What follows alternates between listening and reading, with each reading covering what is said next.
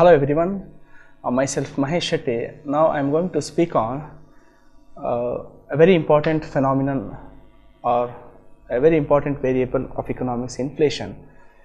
In the earlier part, I had of the opinion about introduction to inflation, later types of inflation. Now I am focusing on the two major kinds of inflation which an economy will face in due course of time. They are demand pull inflation and cost push inflation. If you look at the first slide, what I am showing, that is demand pull inflation. What is demand pull inflation? The concept itself indicates, my dear friends, demand pull inflation is nothing but here inflation is pulled by demand for commodity. Means that whenever in any kind of economy the demand for commodity exceeds over its supply of goods.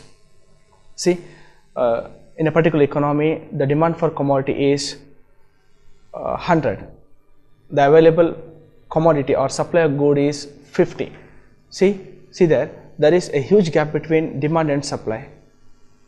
Demand is 100, supply of commodity is 50. This gap creates or pulls the prices to rise. This is called as demand pull inflation. Means a rise in price takes place with respect to more demand for commodity in the market. Here I have given a very introduction to this demand pull inflation. See there, it is a kind of inflation is caused by a situation whereby the pressure of aggregate demand for goods and services exceeds the available supply of output. In such a situation, the rise in price level is the natural consequence. It means that when demand for commodity exceeds over the available supply of commodity, then certainly the price of commodity starts to rise. If you look at the diagram what I am showing now, see the y-axis axis measures aggregate demand and supply and OY measures the price level. Here there are 4 aggregate demand curves, AD1, AD2, AD3 and AD4, and there is a supply curve, that is AS, and it starts from here to here, it ends with here. Here there are different prices corresponding to demand for the commodity P1, P2, P3 and P4. See here how we can understand here about demand pull inflation. I said you in the earlier part that demand pull inflation takes place when the demand for commodity exceeds over the supply of commodity. See, when the commodity produced in the economy is OY1, to that level of output the price is P1. When output level rises to Y2, at the same proportion or at the same time the prices of commodity also tends to rise from P1 to P2. It means that as output rises, price of the commodity will also rise. It is a general phenomenon of any economy. See here, you will identify here why the price tends to rise in a very rapid manner after reaching the price from up to P3.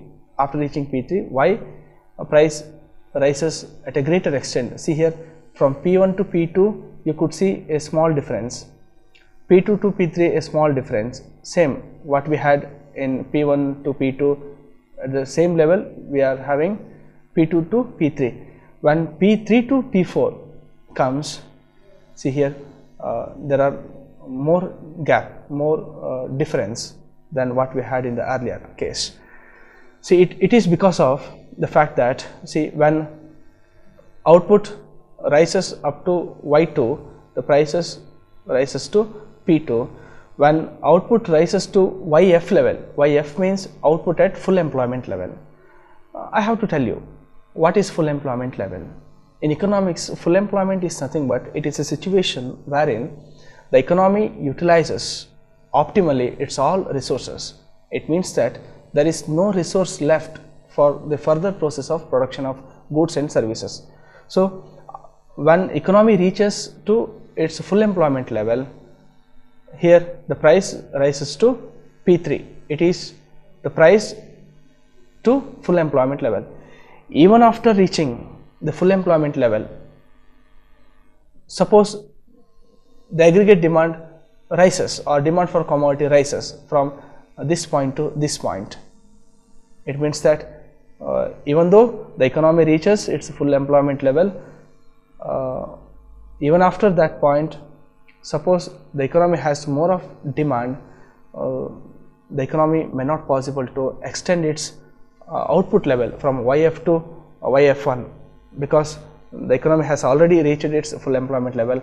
There is no other resource to produce for the commodity as well services. So economy will stop at this level, YF level, at any amount of demand. See, then from this point onwards, the supply curve, see the supply curve is moving a very or sloping upward to a very proportionate rate, and after reaching this point, the point where the aggregate demand curve 3 intersects the supply curve, and after reaching this point, the supply curve gets a vertical shape. See here, from this to here we are having here the vertical shape. The reasons for having this vertical shape is supply of commodity is not increasing as the demand is increasing for commodity. When supply of curve gets vertical shape, it means that the commodity produced or the supply of commodity will retain same as before. See, with the same level of output, the demand for commodity is increasing here. See, AD3, then demand rises to AD4, aggregate demand 4, then aggregate demand 5, 6, 7, 8. If it goes like this, certainly the price of commodity will change at a very rapid manner. Here, from this diagram, it is very understood that when supply of commodity becomes short or it becomes very stable, means that when it stops at a particular stage, even after reaching that particular stage, suppose the demand for commodity rises, certainly the price of commodity rises at a greater extent. This is what demand pull inflation. Very simple to understand. Here is the fact is, here inflation is pulled by demand for commodity or excess of demand over supply of commodity in the market. And one more kind of inflation is cost push inflation. Cost push inflation means it is a kind of inflation wherein inflation takes place due to an increase in cost of production. See, here I have made certain points that even though there is no increase in aggregate demand, prices may still rise. This is due to an increase in cost of production. There is not only one reason for having inflation, that is more demand. Even though there is no much of demand for commodity, but still there are other factors will influence on price of the commodity, that is cost of production. When cost of production leads to inflation, that kind of inflation is called as cost push inflation. Here cost of production is pushing the price of commodity to rise. That's what cost push inflation. This cost push inflation takes place due to various reasons. We didn't have this kind of inflation in the earlier part. It is a new concept of inflation. That's why it is called as new inflation. Here it takes place due to wage, profit, as well an increase in price of raw materials. It happens or it appears in the economy due to three major reasons. They are from wage push, they are from profit push, as well they are from increase in price of raw materials. Why or what is wage push inflation? Wage push inflation means it is a kind of inflation wherein price of commodity rises due to an increase in wage of the workers. See, when workers starts to demand more and more of wage, then in many of cases the entrepreneur or any industry, it may force to pay the wage which is demanded by the worker. When it pays more of demand, more of wage, then the extra amount paid to the worker will be generated by the industry by fixing of more price to its commodity. See here the prices commodity being jumped from the wage given to the workers. That's why it is called wage push inflation. Then the one more kind is profit push inflation, which comes under the same category. Here inflation takes place due to an intention of getting more of profit by the entrepreneur. When the entrepreneur wants to have more of profit, then he will do more of cost, or cost of production may rise, then the price of commodity will also rise. And one more is rise in raw material prices or oil price shock. When raw material gets more and more of price in the market, automatically it leads to more cost of production. Because of this, cost of production will rise, and hence the price level will also rise. If you look at the diagram given here, you can easily identify, or you will point it out, the fact that how this inflation takes place. See here, OY axis measures aggregate output and OY measures the price level. When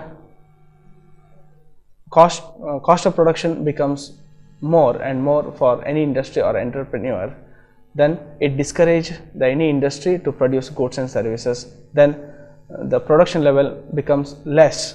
See here, from Y12 it tends to Y2, means it is decreasing, output is decreasing. When output is decreasing, the supply of commodity is also shifting from S1 to AS2. When supply output is shifting to Y1 to Y2, due to more cost of production, supply of commodity shifts from AS1 to AS2.